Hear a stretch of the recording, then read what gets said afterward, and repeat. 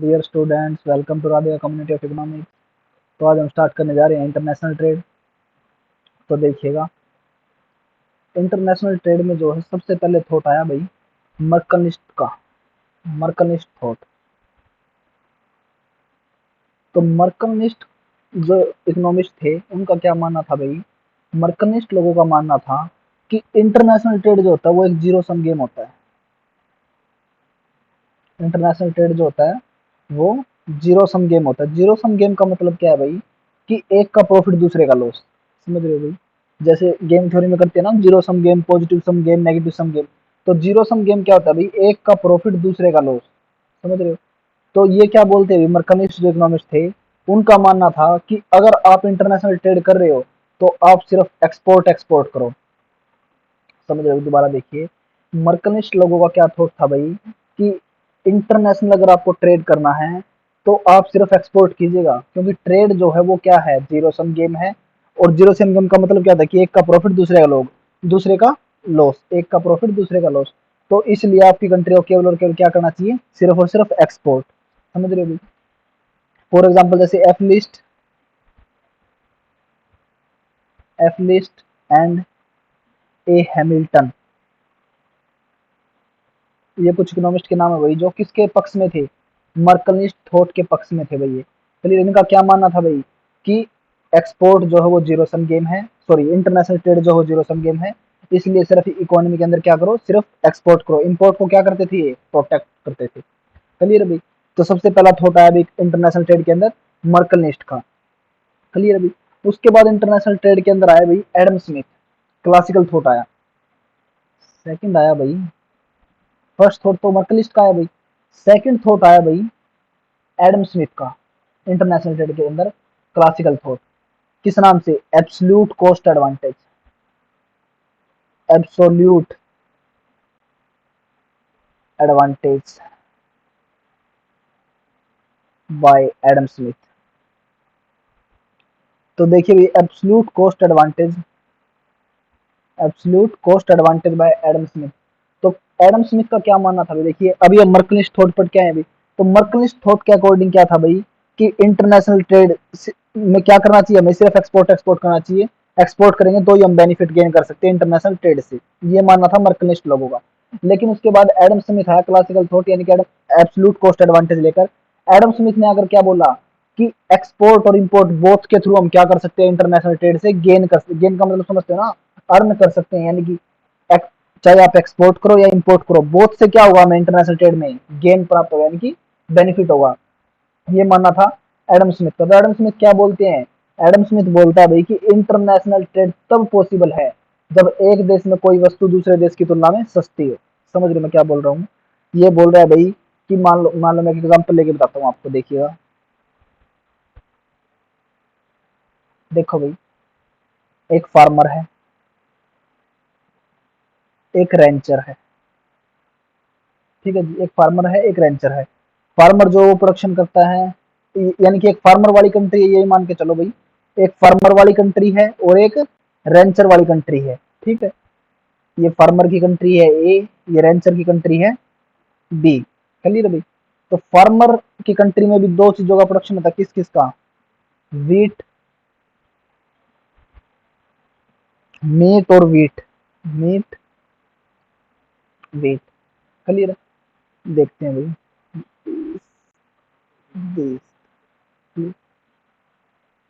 Farmer की जो country है ए, उसके अंदर 1 केजी मीट, 1 किलोग्राम मीट का जो प्रोडक्शन है वो होता है भाई 60 मिनट के अंदर। 1 केजी मीट का प्रोडक्शन करने में कितना टाइम लगता है भाई, 60 मिनट। और फार्मर वाली कंट्री के अंदर ही 1 केजी अगर वीट का प्रोडक्शन करते हैं तो उसके अंदर टाइम लगता है जी 15 मिनट्स, 15 मिनट। क्लियर भी। इसी तरीके से रेंचर वाली कंट्री के अंदर अगर 1 केजी मीट का प्रोडक्शन करे तो लगता है 30 मिनट टाइम। और वीट का अगर फार्म रेंचर प्रोडक्शन करे, रेंचर वाली कंट्री, तो 1 केजी वीट का प्रोडक्शन करने में लगता है उसको 20 मिनट। तो एब्सोल्यूट एडवांटेज के अंदर एडम स्मिथ क्या बोलता है, एडम स्मिथ बोलता है कि इंटरनेशनल ट्रेड से बहुत कंट्री गेन कर सकती है। कब, अगर एक देश के अंदर दूसरे देश की तुलना में सस्ती लागत पर उत्पादन हो रहा हो किसी वस्तु का। फॉर एग्जांपल देखिएगा, एक कंट्री के अंदर क्या सस्ता उत्पादन हो रहा है, वीट का। अरे एक कंट्री के अंदर वीट का प्रोडक्शन करने में कितना टाइम लग रहा है, 15 मिनट भाई 1 केजी वीट के प्रोडक्शन में। और इसी तरीके से रैंचर की जो कंट्री है उसमें वीट का प्रोडक्शन में कितना टाइम लग रहा है, 20 मिनट लग रही है 1 केजी वीट में। तो फार्मर की कंट्री में क्या सस्ता प्रोड्यूस हो रहा है, वीट, और रैंचर की कंट्री में क्या सस्ता प्रोड्यूस हो रहा है, मीट। क्यों, क्योंकि रैंचर की कंट्री में जो मीट का प्रोडक्शन है वो 1 केजी 30 मिनट में, और फार्मर की कंट्री में 1 केजी 60 मिनट में।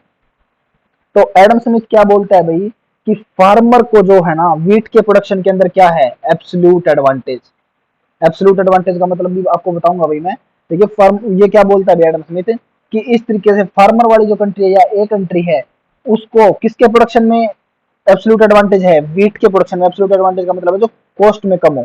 क्लियर है। तो किसके प्रोडक्शन में है भाई फार्मर वाली कंट्री को, वीट के प्रोडक्शन में। तो क्या बोलता है ये, फार्मर तो करे वीट का प्रोडक्शन, और रेंचर वाली कंट्री में एब्सोल्यूट एडवांटेज किस में है उसको, मीट के प्रोडक्शन में। तो रेंचर को किस चीज का प्रोडक्शन करना चाहिए, मीट का प्रोडक्शन करना चाहिए। चलिए, तो ये क्या मान के चलता है भाई एब्सोल्यूट को एडम स्मिथ, यानी कि क्लासिकल थॉट के अंदर जो है इंटरनेशनल ट्रेड की थ्योरीज के अंदर भाई एडम स्मिथ क्या मान के चलता है भाई कि टोटल जो फैक्टर ऑफ प्रोडक्शन है वो क्या है भाई, फिक्स। फैक्टर ऑफ प्रोडक्शन जो है वो टोटल कितने हैं भाई, फिक्स हैं।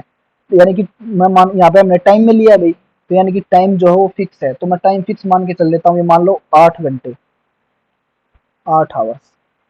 फैक्टर ऑफ प्रोडक्शन क्या है भाई, फिक्स। यानी कि इससे ज्यादा टाइम नहीं है अभी हमारे पास, एक देश के पास मान के चले भी एक देश के पास 8 घंटे हैं। तो ये क्या बोलता है अभी एडम स्मिथ है, एडम स्मिथ बोलता है कि फार्मर को किसका प्रोडक्शन करना चाहिए, वीट का, और रेंचर को किसका प्रोडक्शन करना चाहिए, मीट का। तो अगर फार्मर के कंट्री के अंदर भी कितने घंटे हैं, 8 घंटे, रेंचर की कंट्री के अंदर भी कितने घंटे हैं, 8 घंटे। तो फार्मर अगर सारा का सारा टाइम वीट के प्रोडक्शन में लगा दे तो टोटल कितना प्रोडक्शन कर सकता है वीट का वो, 32। अरे 1 घंटे के अंदर 4 केजी वेट वीट प्रोडक्शन कर देगा ना। देखो 15 मिनट में 1 केजी वीट, 30 मिनट में 2 केजी वीट, 45 मिनट में 3 केजी वीट, और 60 मिनट में 1 केजी वीट। यानी कि 1 घंटे के अंदर 4 केजी वीट। तो 8 घंटे में कितना कर देगा टोटल वेट का प्रोडक्शन फार्मर, 32 केजी। इसी तरीके से अगर रेंचर जो है वो सारा का सारा प्रोडक्शन मीट के उत्पादन में लगा दे, सारे के सारे अपने फैक्टर ऑफ प्रोडक्शन है वो किसके अंदर लगा दे, मीट के अंदर लगा दे, तो टोटल कितना प्रोडक्शन कर सकता है, 16 केजी मीट का। देखो कैसे, 1 केजी मीट का जो प्रोडक्शन है वो कितनी देर में होता है, 30 मिनट के अंदर। तो 1 घंटे में कितना हुआ, 2 केजी, तो 8 घंटों में 16 केजी। और ये क्या बोलता है एडम स्मिथ है कि अगर इस तरीके से वो इंटरनेशनल ट्रेड करेंगे तो टोटल प्रोडक्शन जो है ना ये मैक्सिमम टोटल प्रोडक्शन जनरेट होगा, maximum total production, maximum total production. देखिएगा दोबारा क्या बोलता है। देखिए सबसे पहले मर्कलिस्ट आए। मर्कलिस्टों का क्या मानना था भाई कि इंटरनेशनल ट्रेड जो जीरो सम गेम है, सिर्फ एक्सपोर्ट एक्सपोर्ट करो, अगर आप इंपोर्ट करोगे तो आपका लॉस होगा, ये मानना था मर्कलिस्ट थॉट का। उसके बाद एडम स्मिथ आया एब्सोल्यूट एडवांटेज लेकर। एडम स्मिथ क्या बोलते हैं कि इंटरनेशनल ट्रेड करने से, एक्सपोर्ट और इंपोर्ट दोनों करने से बेनिफिट होता है। कैसे, ये बोलता है भाई, इसकी जो थ्योरी थी वो किसके ऊपर बेस्ड थी, एब्सोल्यूट एडवांटेज के ऊपर। एब्सोल्यूट एडवांटेज क्या होती है वो मैं आपको एक बार बताता हूँ भाई, फिर दोबारा करवाऊंगा एक बार ये थ्योरी। देखो एब्सोल्यूट एडवांटेज देखिएगा एक बार क्या होती है, एब्सोल्यूट एडवांटेज देखिएगा। एब्सोल्यूट एडवांटेज क्या होती है भाई, जैसे मैं पीछे ही बता चुका अभी आपको, ये एब्सोल्यूट एडवांटेज कल ही बताया हो शायद।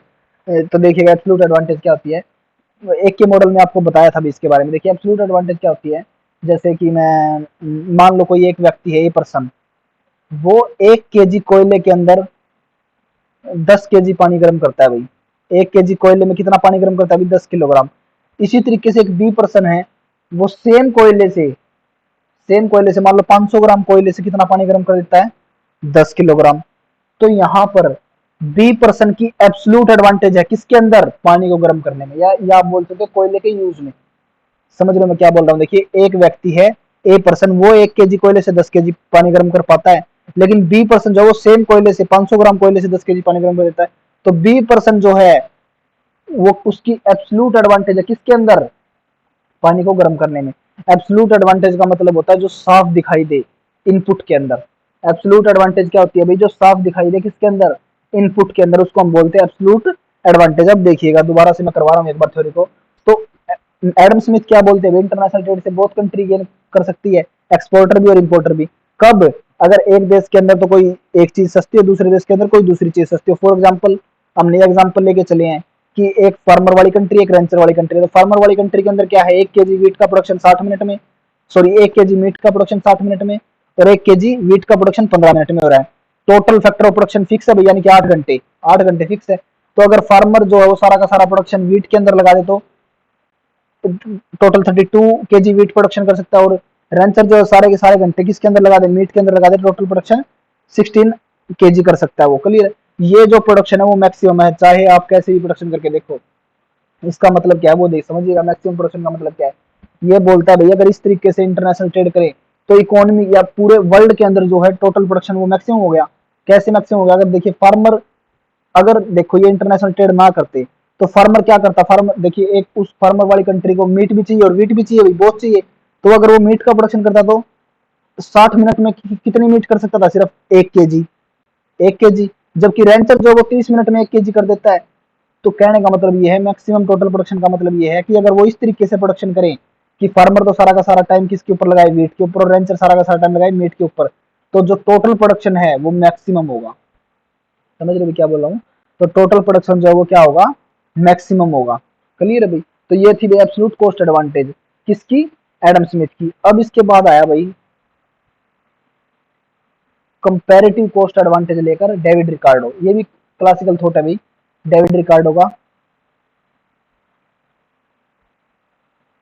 कंपैरेटिव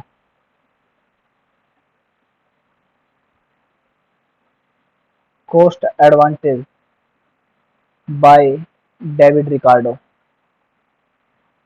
देखिएगा कंपैरेटिव कॉस्ट एडवांटेज लेकर आए भी डेविड रिकार्डो। अभी तक हम क्या पढ़ चुके हैं कि एडम स्मिथ क्या बोलता है, एडम स्मिथ बोलता है कि इंटरनेशनल ट्रेड तभी पॉसिबल है जब एक देश में एब्सोल्यूट एडवांटेज अलग वस्तु की और दूसरे देश में एब्सोल्यूट एडवांटेज दूसरी वस्तु की। यही बोलता है ना भाई कि वो एक देश में तो कोई दूसरी वस्तु सस्ती होनी चाहिए, दूसरे देश में कोई दूसरी वस्तु सस्ती होनी चाहिए, तभी इंटरनेशनल ट्रेड पॉसिबल है according to absolute cost advantage given by Adam Smith. Clear है भाई? लेकिन अब क्वेश्चन ये राइज होता है भाई कि अगर कोई देश जो है दोनों ही वस्तुओं के उत्पादन में एब्सोल्यूट एडवांटेज हो, एब्सोल्यूट एडवांटेज का मतलब समझते हो, नहीं सस्ता प्रोड्यूस करता हो, क्या बोल रहा हूँ भाई मैं, देखिए अब क्वेश्चन ये राइज होता है कि अगर कोई कंट्री जो है वो सिंगल यानी कि बोथ कमोडिटी के प्रोडक्शन में ही चीप हो, यानी कि सस्ता प्रोड्यूस करिए दोनों कमोडिटी को, तब इंटरनेशनल ट्रेड कैसे होगा? तो according to Adam Smith international trade होगा ही नहीं। दोबारा देखिए मैं क्या बोल रहा हूँ, देखिए एडम स्मिथ बोलते हैं कि इंटरनेशनल ट्रेड तभी पॉसिबल है जब एक कंट्री के अंदर कोई चीज सस्ती हो, दूसरी कंट्री के अंदर दूसरी चीज सस्ती हो, तभी इंटरनेशनल ट्रेड पॉसिबल है। क्लियर है? तो कंपैरेटिव कॉस्ट एडवांटेज लेकर आए mister David Ricardo. David Ricardo क्या बोलते हैं भाई कि अगर ऐसा हो जाए कि एक कंट्री जो है दोनों ही वस्तुओं का सस्ता प्रोडक्शन करती है, ऐसा पॉसिबल है भाई, कोई बड़ी बात नहीं है। तो according to Adam Smith international trade होगा ही नहीं। लेकिन रिकार्डो बोलता है कि तब भी इंटरनेशनल ट्रेड होगा, किसके बेस पर? कंपैरेटिव कॉस्ट एडवांटेज के बेस पर, और दोनों कंट्री इंटरनेशनल ट्रेड से बेनिफिट अर्न करेंगी। तो देखिएगा कैसे, देखो भाई, तो मैं एक एग्जांपल लेके चलता हूं भाई। डेविड रिकार्डो क्या बोलते हैं भाई, वही सेम एग्जांपल लेके चलता हूं फार्मर रेंचर का। Farmer rancher a country, rancher वाली कंट्री, ठीक है भाई।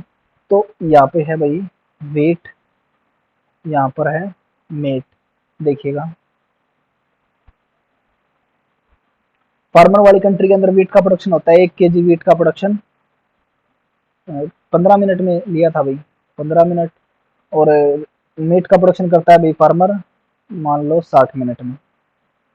लेकिन रेंचर वाली जो कंट्री यानी कि बी जो कंट्री है वो 1 kg वीट का प्रोडक्शन करती है 10 मिनट में, यानी कि वीट भी सस्ता प्रोड्यूस करती है खुद की कंट्री में, और मीट का भी सस्ता प्रोडक्शन करती है, 1 kg मीट का प्रोडक्शन करती है 30 मिनट में। तो अगर सिचुएशन ऐसी हो, रिकार्डो क्या बोलता है भाई कि अगर ऐसी सिचुएशन आ जाए कि जैसे कि इस हमारे एग्जांपल के अंदर है, बी कंट्री के अंदर यानी कि रेंचर वाली कंट्री के अंदर बहुत कमोडिटी सस्ती प्रोड्यूस हो रही है भाई, यानी कि 10 मिनट में 1 kg वीट और 30 मिनट में 1 kg मीट। तो अगर फार्मर वाली कंट्री से मैं कंपैरिजन करूं तो रेंचर वाली जो कंट्री है उसके अंदर दोनों कमोडिटी सस्ती प्रोड्यूस हो रही है। तो अकॉर्डिंग टू एडम स्मिथ तो इंटरनेशनल ट्रेड होगा ही नहीं। लेकिन रेंचर बोलता है कि अब भी इंटरनेशनल ट्रेड होगा, किसके बेस पर? कंपैरेटिव कॉस्ट एडवांटेज के बेस पर। चलिए अभी वही सेम अजम्पशन है, देखो भाई एडम स्मिथ की भी सेम अजम्पशन, यानी कि एब्सोल्यूट कॉस्ट एडवांटेज की भी सेम अजम्पशन है, कंपैरेटिव कॉस्ट की भी सेम अजम्पशन है। अजम्पशन मैं आपको करवाऊंगा भाई इस थ्योरी के बाद कि क्या अजम्पशन लेके चलते हैं, ठीक है। तो अभी आप देखिएगा इसके अंदर भी क्या है, total factor of production fix है भाई, 8 आवर मान के चलता हूँ, कि फैक्टर ऑफ प्रोडक्शन कितने हैं, फिक्स, और वो कितने हैं, 8 घंटे। तो देखिएगा मैं क्या बोल रहा हूँ, अगर टोटल टाइम जो है वो 8 आवर है, तो टोटल प्रोडक्शन ईच कमोडिटी का कितना होगा, देखिएगा आप, ईच कमोडिटी का निकाल रहा हूँ। देखो अगर फार्मर जो है वो सारे के सारे 8 घंटे वीट पर लगा दे तो कितना प्रोडक्शन कर सकता है। देखिए फार्मर, रेंचर, यहाँ पर वीट, मेट, अगर फार्मर सारा का सारा वीट के ऊपर लगा दे 8 घंटे, तो कितना प्रोड्यूस कर सकता है, 32 के जी ना। अरे देखो 1 घंटे के अंदर 4 के जी, ये वाला देखो 1 घंटे के अंदर 4 के जी, तो 8 घंटे में 32 के जी। अगर सारा का सारा मीट पे लगा दे तो टोटल प्रोडक्शन कितना कर सकता है, 8 के जी। इसी तरीके से अगर रेंचर वाली कंट्री 1 के जी वेट 10 मिनट में कर देते, 1 घंटे में 6 के जी, और 8 घंटे में 48 के जी। इसी तरह रेंचर वाली कंट्री अगर सारा का सारा मीट में लगा दे तो कितना कर सकती है, 16 के जी, 16 के जी। अब रिकार्डो वो, सॉरी रिकार्डो क्या बताएगा भाई, अब रिकार्डो बताएगा कि अगर ऐसी कंडीशन हो जो हमने अभी एग्जांपल में ली है, तो उस सिचुएशन में भी इंटरनेशनल ट्रेड से गेन अर्न कर सकती है बहुत कंट्री। वो कैसे, वो देखते हैं अब मैं निकाल रहा हूं भाई, ये समझ में आया अभी क्या निकाला है, सिंपल किया अभी। अगर सारा का सारा टाइम जो है फार्मर वाली कंट्री वीट पे लगा दे, सारा का सारा टाइम मीट पे लगा दे, सारा का सारा टाइम रेंचर वाली कंट्री वीट पे लगा दे और मीट पे लगा दे, तो प्रोडक्शन कितना कितना हो सकता है। अब मैं यहाँ पर निकाल रहा हूं भाई, wheat production comparative comparative opportunity cost, opportunity opportunity word तो आपने सुना होगा भाई, अपॉर्चुनिटी कॉस्ट एडवांटेज। देखिएगा wheat production comparative cost advantage, देखिए अपॉर्चुनिटी कॉस्ट का मतलब समझते हो ना, अवसर लागत। तो अपॉर्चुनिटी कॉस्ट क्या होती है भाई, देखिए जैसे मैं आपको सिंपल एग्जांपल बताता हूँ कि अगर मान लो मेरे पास 1 एकड़ जमीन है, अगर मैं उस 1 एकड़ जमीन में वीट का प्रोडक्शन करूं, मान लो एक वीट के टाइम पे और कौन सी फसल उगा सकता हूँ भाई, मैं मान लो सरसों की खेती कर सकता हूँ और वीट का प्रोडक्शन कर सकता हूँ, दोनों कर सकता हूँ भाई मैं। लेकिन मेरे पास अपॉर्चुनिटी है, या तो मैं वीट का कर सकता हूँ या मैं सरसों का प्रोडक्शन कर सकता हूँ। तो अगर मैं वीट का प्रोडक्शन करता हूँ तो इसका मतलब क्या है, वीट की जो अपॉर्चुनिटी कॉस्ट है वो क्या है, सरसों भाई। इसका मतलब मैं सरसों का प्रोडक्शन नहीं कर रहा, अरे या तो मैं सरसों की खेती कर सकता हूँ या मैं गेहूं की खेती कर सकता हूँ। तो अगर गेहूं की करूंगा तो सरसों की छोड़नी पड़ेगी, सरसों की करूंगा तो गेहूं की छोड़नी पड़ेगी। तो इसलिए मैं क्या बोल सकता हूँ, वीट की जो अपॉर्चुनिटी कॉस्ट है वो क्या है, सरसों, सरसों की जो अपॉर्चुनिटी कॉस्ट है वो क्या है, वीट है। क्लियर। इसी तरीके से चावल और किसकी फसल है, बाजरा भाई, चावल और बाजरा एक साथ बुआई की जाती है अभी दोनों की। तो अगर मैं चावल को प्रोडक्शन करता हूँ तो बाजरे को छोड़ना पड़ेगा, और बाजरे का प्रोडक्शन करता हूँ तो चावल को छोड़ना पड़ेगा। तो ये क्या है भाई, अपॉर्चुनिटी कॉस्ट। अब देखिएगा wheat production comparative opportunity cost advantage, देखिएगा वो कैसे निकालता हूं मैं। अगर फार्मर जो है, देखिए अब अगर फार्मर जो सारे के सारे घंटे वीट पर लगा दे तो कितना प्रोडक्शन कर सकता है, 32, सारे के सारे मीट पर लगा दे तो 8। क्लियर है। यानी कि रेशियो अगर मैं निकालू भाई फार्मर, तो 4 के जी वीट किसके इक्वल हो गया, या तो वो फार्मर 4 के जी वीट उत्पन्न कर सकता है 1 घंटे में, या 1 के जी मीट उत्पन्न कर सकता है। ऐसा ही कुछ है भाई। क्लियर है। अगर मैं 1 के जी के ऊपर लेके जाऊं वीट को, तो 1 के जी वीट की जो है अपॉर्चुनिटी कॉस्ट कितनी हो गई, 1/4, 250 ग्राम मीट। समझते जाइएगा भाई, कुछ मुश्किल नहीं है, बिल्कुल ईजी है, 250 ग्राम मीट भाई। इसी तरीके से रेंचर वाली समझाऊंगा भाई, डोंट वरी। देखिएगा रेंचर वाली कंट्री अगर मैं निकालूं तो 48 और 16 यानी कि 48, अगर मैं 1 के जी वीट पर लेके आऊं, तो 1 के जी वीट यानी कि पहले मैं देखो 3 के जी में जाता हूँ, 16 दूनी 32, 16 48 भाई। तो 3 के जी वीट किसके इक्वल हो जाएगा, 1 के जी मीट के। अरे यानी कि वो या तो 3 के जी वीट प्रोडक्शन कर सकता है 1 घंटे के अंदर, या 1 के जी मीट का, सॉरी 3 के जी वीट का प्रोडक्शन कितनी देर में कर सकता है भाई वो, 10 मिनट था ना इसका टाइम। देखते हैं भाई 1 मिनट, हाँ देखो भाई 10 मिनट था, तो 30 मिनट के अंदर, तो 30 मिनट के अंदर या तो वो, देखिएगा 30 मिनट के अंदर या तो वो 3 के जी वीट का प्रोडक्शन कर सकता है, या 1 के जी मीट का प्रोडक्शन कर सकता है 30 मिनट के अंदर। अगर मैं इसको 1 के जी पे लेके जाऊं, 1 के जी वीट, 1 के जी वीट, तो ये कितना हो जाएगा, 1/3 के जी मीट। अपॉर्चुनिटी कॉस्ट निकाल रहा हूँ भाई मैं इनकी, डोमेस्टिक अपॉर्चुनिटी कॉस्ट, तो कितना आ जाएगा भाई, ये लगभग 330 ग्राम, 333 या 330 ग्राम ले लो भाई राउंड फिगर में, 333 ग्राम। अब देखिएगा मैं दोबारा बता रहा हूँ क्या निकाला अभी अभी मैंने, डोमेस्टिक अपॉर्चुनिटी कॉस्ट, समझिएगा डोमेस्टिक अपॉर्चुनिटी कॉस्ट क्या होती है, घरेलू अवसर लागत। क्लियर, यही बोलते हैं डोमेस्टिक अपॉर्चुनिटी कॉस्ट को हिंदी में। देखो कैसे, अगर फार्मर जो है वो 4 kg वीट का प्रोडक्शन करता है, तो अगर वो 4 kg वीट का प्रोडक्शन करता है तो उसके बदले में कितना छोड़ना पड़ेगा, 1 kg मीट। यानी कि 1 घंटे के अंदर फार्मर जो है वो 4 kg वीट का प्रोडक्शन कर सकता है, और उसके बदले में कितना छोड़ना पड़ेगा उसको, और 1 घंटे के अंदर वो 1 kg मीट का भी प्रोडक्शन कर सकता है। लेकिन 1 घंटे के अंदर वो एक टाइम में वो एक ही प्रोडक्शन प्रोडक्शन कर सकता है एक ही चीज का। तो 4 kg वीट की जो अपॉर्चुनिटी कॉस्ट है वो कितनी है, 1 kg मीट। और 1 kg वीट की, 1 kg वीट की अपॉर्चुनिटी कॉस्ट कितनी निकाल ली हमने, 250 ग्राम मीट। इसका मतलब समझो क्या है, 1 kg वीट का अगर प्रोडक्शन करना है तो कितना मीट छोड़ना पड़ेगा, 250 ग्राम मीट। समझो। इसी तरीके से रेंचर वाली कंट्री को अगर 1 kg वीट का प्रोडक्शन करना है तो कितना मीट छोड़ना पड़ेगा, 330 ग्राम मीट।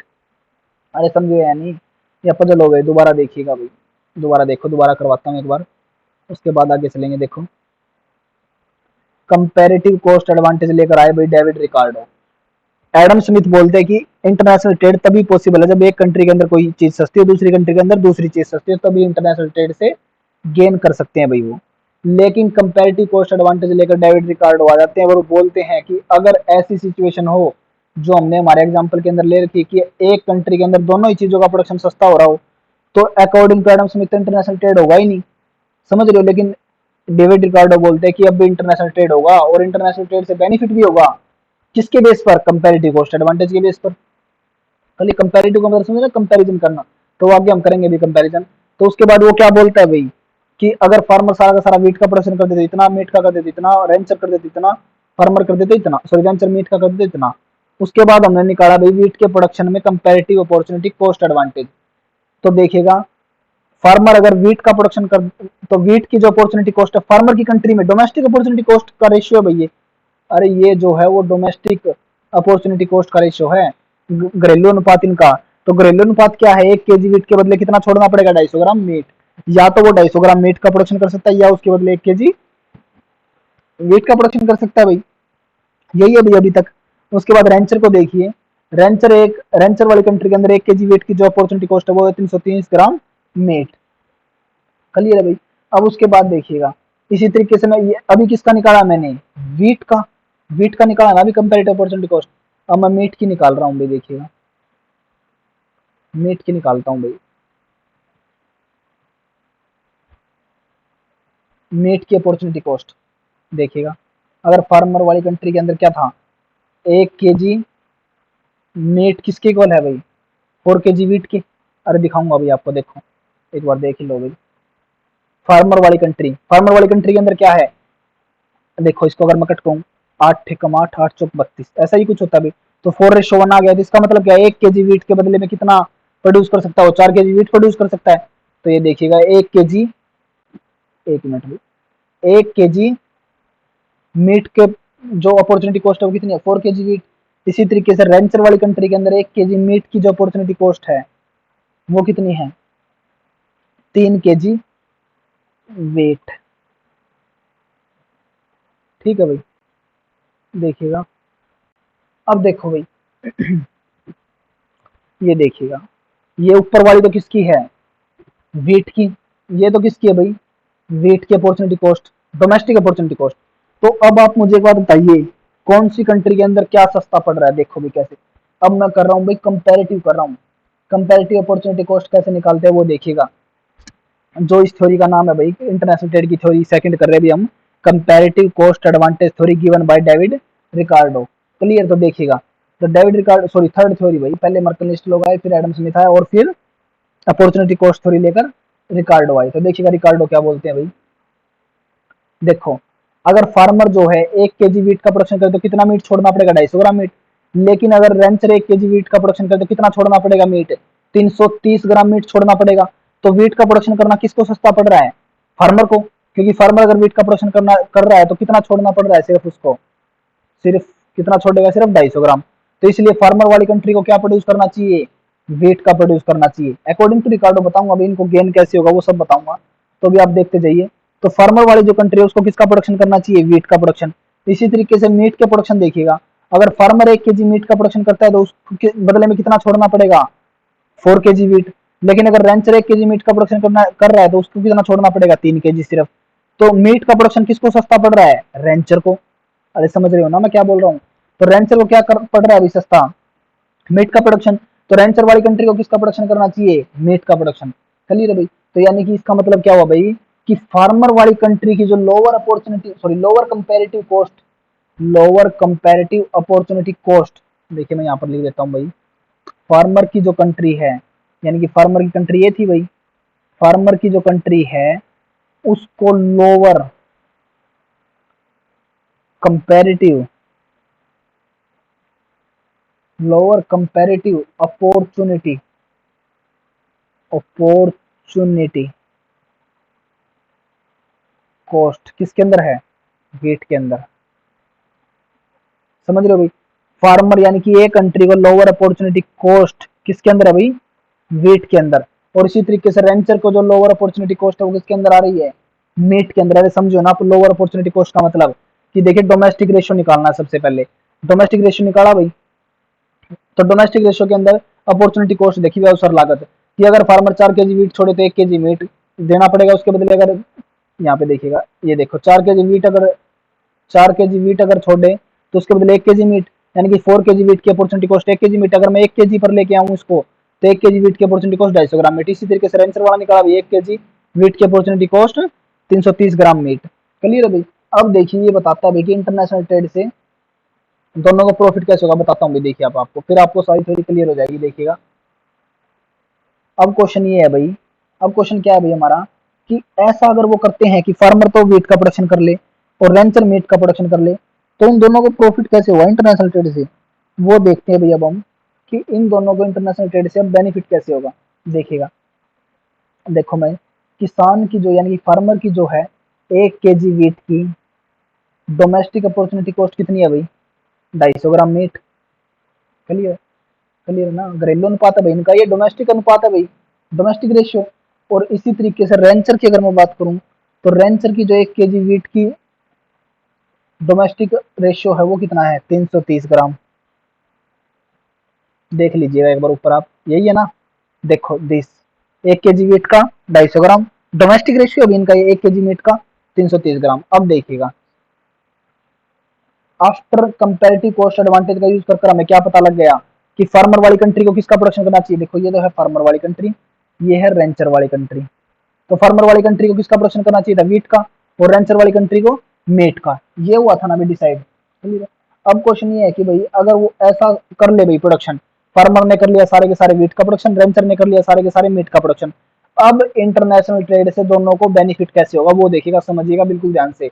देखो, फार्मर ने सारा का सारा वीट का प्रोडक्शन कर लिया, अगर वो घर पर मीट 250 ग्राम मीट का प्रोडक्शन करता तो कितना छोड़ना पड़ता, वीट 1 kg।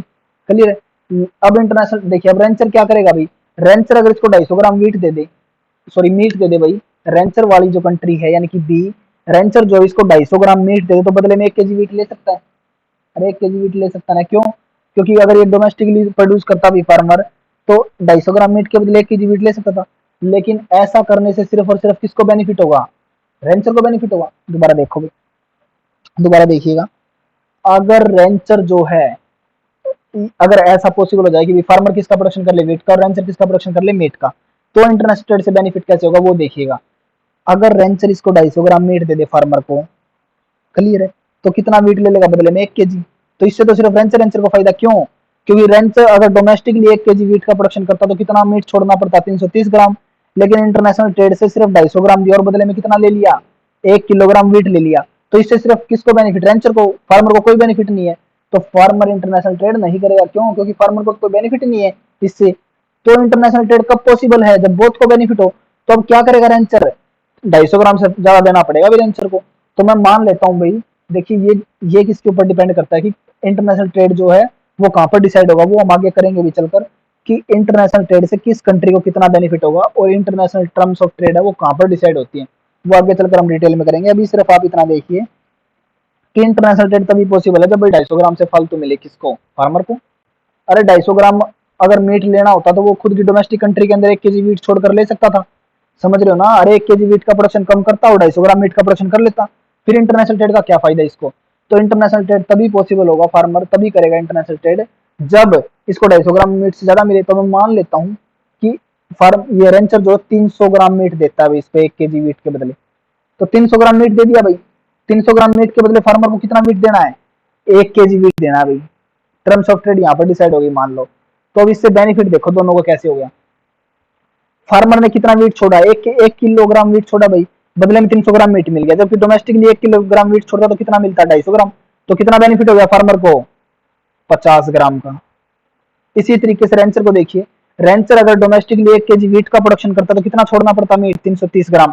लेकिन अब सिर्फ कितना छोड़ रहा है, 300 ग्राम। तो कितने मीट का बेनिफिट हो गया, 30 ग्राम मीट का बेनिफिट हो गया। अरे 30 ग्राम मीट का बेनिफिट हो गया ना इसको। तो इसलिए इंटरनेट दोनों को बेनिफिट हो गया भाई। अरे एक को तो 50 ग्राम बेनिफिट हो गया और एक को 30 ग्राम बेनिफिट हो गया। समझ रहे हो, टोटल बेनिफिट कितना हो गया, 80 ग्राम भाई। क्लियर है ना। तो इसलिए क्या है भाई, जब एब्सोल्यूट एडवांटेज फेल हो जाए, यानी कि एब्सोल्यूट कॉस्ट एडवांटेज फेल हो जाए, तो कंपैरेटिव अपॉर्चुनिटी कॉस्ट एडवांटेज का यूज कर भी इंटरनेशनल ट्रेड से बेनिफिट उठा सकते हैं, जैसे अभी हमने बताया भाई। क्लियर। अगर किसी को इसके अंदर डाउट हो तो आप मुझे मैसेज छोड़ देना, कल इसको दोबारा रिवाइज करवा दूंगा मैं। दोबारा देखिएगा, दोबारा करवाता हूँ भाई एक बार ये रिवाइज, देखिएगा कभी पजल हो जाओ। देखो भाई सिंपल सा, अगर देखिए सबसे पहले किया हमने इंटरनेशनल ट्रेड के अंदर मर्कल लिस्ट आई। मर्कल लिस्ट ने आके क्या बोला भाई कि इंटरनेशनल ट्रेड जो वो जीरो सम गेम है। इंटरनेशनल ट्रेड में सिर्फ एक्सपोर्ट एक्सपोर्ट करो, एक का प्रॉफिट दूसरे का लॉस है।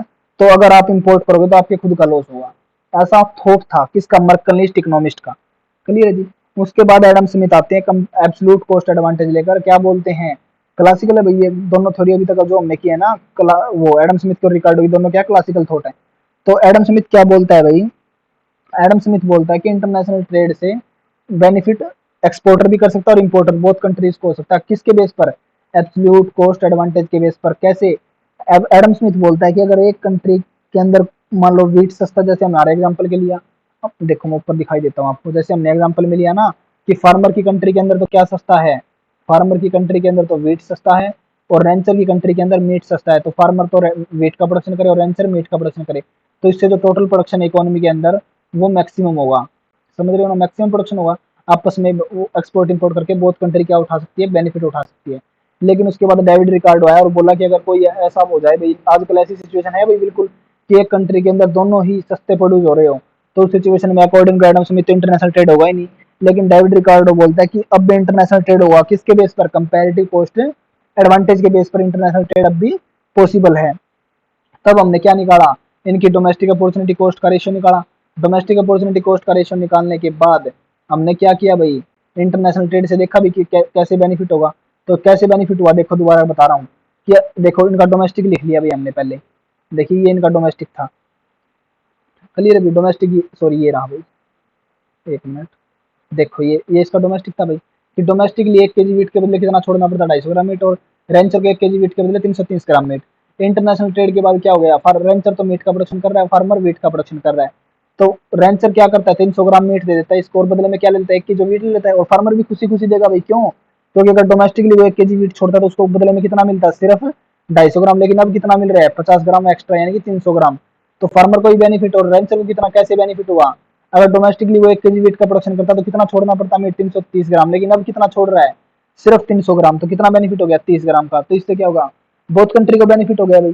क्लियर है। तो इसलिए जब एब्सोल्यूट कॉस्ट एडवांटेज फेल हो जाए तो हम किसका यूज करते हैं, कंपैरेटिव कॉस्ट एडवांटेज का। और बहुत कंट्रीज क्या करेंगी भाई, गेन अर्न करेंगी। क्लियर भी, प्रॉफिट अर्न करेंगे भाई। अब देखिएगा, इसकी एजम्पशन करवा देता हूँ भाई मैं, देखो भाई दोनों की सेम एजम्पशन है भाई, सिर्फ एडम स्मिथ और डेविड रिकार्डो के अंदर क्या डिफरेंस है भाई, दोनों के अंदर सिर्फ इतना डिफरेंस है। एडम स्मिथ का थॉट है कि एब्सोल्यूट कॉस्ट एडवांटेज के बेस्ड पर इंटरनेशनल ट्रेड होता है, जबकि डेविड रिकार्डो क्या बोलते हैं, कंपैरेटिव कॉस्ट एडवांटेज के बेस पर इंटरनेशनल ट्रेड होता है। सिर्फ ये डिफरेंस है। क्लियर, अजम्पशन देख लीजिएगा दोनों की। देखो भाई, first assumption, single factor of production. Classical thought है भाई, single factor of production, single factor of production that is labour. Single factor of production, और वो ही क्या है, लेबर। क्लियर अभी, कितनी गुड्स मान के चले हैं भाई, ये 2 गुड्स मान के चले इकोनॉमी के अंदर। थर्ड, अरे जो दिखता है ना मॉडल के अंदर वही उसकी एजम्पशन हो जाती है। 2 कंट्री लेके चले, दो दो कंट्रीज का एजम्पशन हो गया भाई। फोर्थ, सेम टेस्ट भाई। सेम टेस्ट का मतलब क्या है, बहुत कंट्री के अंदर वीट और मीट का प्रोडक्शन कंजप्शन किया जा रहा है, तो सेम टेस्ट। फिफ्थ अजम्पशन भाई, कॉस्ट ऑफ प्रोडक्शन क्या है, कांस्टेंट। क्लियर है ना, समझो ना इसका मतलब, कॉस्ट ऑफ आगे चलते जाएंगे ना तो हम इन अजम्पशन को दूर करते चलेंगे, देखेंगे कैसे। Cost of production is constant, जैसे हमने मैक्रो माइक्रो के अंदर किया था ना, ओलिगोपोली मॉडल्स के अंदर एक एक अवास्तविक माना था तो उनको दूर करते चले। जैसे अब इसके अंदर क्या मान के चले, first assumption single factor of production, जबकि रियल लाइफ में क्या होता है, फैक्टर ऑफ प्रोडक्शन एक से ज्यादा होते हैं। तो आगे चल के भाई नेक्स्ट जो हम इंटरनेशनल ट्रेड की थ्योरी करेंगे उसके अंदर ये अजम्पशन दूर कर देंगे, उससे नेक्स्ट वाली में और अजम्पशन दूर कर देंगे। जैसे अब ये फिफ्थ अजम्पशन क्या बोल रहा है, cost of production is constant, जबकि रियल लाइफ में इंक्रीजिंग डिक्रीजिंग कांस्टेंट तीनों प्रकार की होती है कॉस्ट ऑफ प्रोडक्शन। क्लियर है, तो आगे चलकर हम इन अजम्पशन को दूर करेंगे और आगे थ्योरी हमारी बनती जाएंगी, देखिएगा। क्लियर है, तो ये हो गया भाई सिक्स्थ अजम्पशन। अब इसकी परफेक्ट कंपटीशन ले लीजिएगा। Perfect competition, perfect competition assumption में क्यों आ गया भाई इसकी में, बिकॉज कॉस्ट क्या है फैक्टर की, कांस्टेंट। कांस्टेंट, अरे कॉस्ट ऑफ प्रोडक्शन कांस्टेंट का मतलब समझो ना, यानी कि 1 kg वीट का प्रोडक्शन करने में 15 मिनट लगती है, तो वीट का प्रोडक्शन 8 घंटे से लगातार कर लो तो भी कितना ही आ रहा है, 1 kg वीट की लागत है सिर्फ 15 मिनट, यानी कि कॉस्ट क्या है, फिक्स है, कांस्टेंट है। क्लियर है, उसके बाद वही फैक्टर ऑफ प्रोडक्शन फिक्स, समझो ना, यानी कि 8 घंटे लेके चले थे। फैक्टर ऑफ प्रोडक्शन, अरे ये सब आपको नोट्स के अंदर मिल जाएगा। Clear, factor of production is fix. अब एक बात सुनिएगा भाई मेरी, अजम्पशन बाद में। अब जिसके पास टाइम की कमी है, समझ रहे हैं, जो साथ के साथ जॉब कर रहे हैं भाई, तो अगर आपके पास टाइम की कमी है तो अब आप आईटी को जो नोटबुक के अंदर करना, यानी कि होमवर्क करना बंद कर सकते हैं, आप सिर्फ रफ में एक बार प्रैक्टिस कर सकते हो, रफली फास्टली। क्लियर है, नोट्स के अंदर आपको सब कुछ मिल जाएगा, लेकिन इतनी डिटेल में नहीं मिलेगा जितना मैं करवा रहा हूँ। अगर आपके पास टाइम है तो आप फेयर नोटबुक बनाइएगा बिल्कुल, लेकिन अगर आपके पास टाइम नहीं है तो अब आप इसके अंदर फोकस करना छोड़ दीजिए, कोई ज्यादा इंपॉर्टेंस नहीं रखेगा। आप पीछे वाला रिवाइज कीजिए, इतना टाइम आप मैक्रो माइक्रो को रिवाइज करने में लगाइए। समझ रहे हैं मैं क्या बोल रहा हूँ, कि अगर आपके पास टाइम है, आप टाइम निकाल सकते हो तो इसको फेयर में जरूर कीजिएगा, लेकिन अगर आपके पास टाइम नहीं है तो आप इसको सिर्फ रफ में कर सकते हो, नोट्स के अंदर आपको मिल जाएगा, इतनी डिटेल में है नोट्स के अंदर कि आपका काम चल जाएगा और उससे बाहर आएगा नहीं, यानी कि कोई भी एग्जाम देना आप नेट का। क्लियर है भाई, इकोनॉमिक्स से रिलेटेड कोई एग्जाम देना उससे बाहर नहीं आएगा। ठीक है भाई, तो आप कर सकते हो, और आपके पास जो एक्स्ट्रा टाइम बचता है आप उसको प्रीवियस ईयर पेपर करने में, चाहे आपके गलत होते हो लेकिन एक बार आप उनको अपने हाथ से कीजिए। जैसे अब इंटरनेशनल ट्रेड स्टार्ट कर दिए भी हमने, सोलो मॉडल किया, एर्डोमन मॉडल किया, एक के मॉडल किया, क्लियर है ना, कोबरलेस मॉडल किया, तो उनसे रिलेटेड क्वेश्चन है भाई प्रीवियस ईयर पेपर में, तो आप उनको देखो आपसे हैंडल हो पाते हैं या नहीं। क्लियर, अगर आपसे गलत हो रहे तो गलत कीजिए, आप उनको देखो तो कि आपका माइंड किस डायरेक्शन में चल रहा है। क्लियर है, तो आप उसके ऊपर ज्यादा फोकस कीजिएगा, लेकिन अगर आपके पास टाइम है तो आप इसको फेयर में भी जरूर कीजिएगा। तो ये भाई सेवन अजम्पशन, सात सेवंथ नंबर अजम्पशन भैया, 8 नंबर देखिएगा, और अजम्पशन भाई इसकी फ्री ट्रेड भाई, कोई रेस्ट्रिक्शन नहीं लेके चले भी अभी तक हम, तो free international trade. 9 number assumption देखिएगा भाई, no mobility, no mobility of factor, no mobility of factor among country. Factor की मोबिलिटी का मतलब समझते हैं ना, मोबिलिटी का मतलब होता है गतिशीलता, यानी कि फैक्टर की मोबिलिटी नहीं है। अच्छा जी, इसके बाद है 10th अजम्पशन, यस भाई देखिएगा, बिल्कुल इंपॉर्टेंट अजम्पशन भाई, लेबर थ्योरी ऑफ वैल्यू, कई बार पूछ लेता है भाई ये, लेबर थ्योरी ऑफ वैल्यू किसके ऊपर डिपेंड करती है भैया, labour theory of value. Labour theory of value होता है क्या, वो देखिए, लेबर थ्योरी ऑफ वैल्यू वो होता है भाई, क्योंकि इसके अंदर जो लेबर वो क्या है, होमोजेनियस। अरे लेबर क्या है इसके अंदर, होमोजेनियस, यानी कि प्रत्येक लेबर जो है वो 15 मिनट के अंदर 1 kg वीट का प्रोडक्शन कर सकती है, यानी कि फैक्टर ऑफ प्रोडक्शन की जो कॉस्ट है वो क्या है, फिक्स। तो देखिएगा labour theory of value given किसकी है, सबसे पहले तो labour theory of value given है जी कार्ल मार्क्स की। किसकी गिवन है जी labour theory of value, Karl Marx की। ये इनके एजम्पशन में है भाई, डेविड एब्सोल्यूट कॉस्ट एडवांटेज के एजम्पशन और कंपैरेटिव कॉस्ट एडवांटेज के एजम्पशन, दोनों के एजम्पशन में है, लेबर थ्योरी ऑफ वैल्यू के ऊपर डिपेंड करती है। Labour theory of value given है कार्ल मार्क्स की। लेबर थ्योरी ऑफ वैल्यू का मीनिंग क्या है वो देखिएगा, फैक्टर होमोजेनियस लेबर है भाई, जब होमोजेनियस लेबर हो, होमोजेनियस लेबर हो, देखिए जब सिंगल फैक्टर ऑफ प्रोडक्शन हो और वो क्या हो, लेबर हो, और होमोजेनियस लेबर हो, और फैक्टर का प्रोडक्शन सिर्फ और सिर्फ क्या हो, लेबर, तो उसको हम क्या बोलते हैं, लेबर थ्योरी ऑफ वैल्यू। दोबारा देखिएगा, होमोजेनियस लेबर हो, फैक्टर ऑफ प्रोडक्शन सिंगल हो, और वो सिंगल फैक्टर ऑफ प्रोडक्शन क्या होना चाहिए, लेबर, तब उसको हम बोलते हैं लेबर थ्योरी ऑफ वैल्यू। समझ रहे हो भाई, गिवन किसकी है, कार्ल मार्क्स की। क्लियर थी, ये कुछ अजम्पशन थी भाई, अगर कोई अजम्पशन रह गई होगी तो आप नोट्स के अंदर से देख लीजिएगा। ठीक है भाई, तो अभी आज आप इन तीन थ्योरीज को कीजिए, मर्कलिस थॉट को एडम स्मिथ के अकॉर्डिंग, और उसके बाद हमने किया है comparative cost advantage David Ricardo की। अभी तक हम क्लासिकल थॉट की बात कर रहे हैं। देखिए सबसे पहले तो बात की हमने मर्कलिस थॉट की, क्लासिकल से ही पहले था जो। क्लियर, उसके बाद हमने बात की क्लासिकल थॉट की।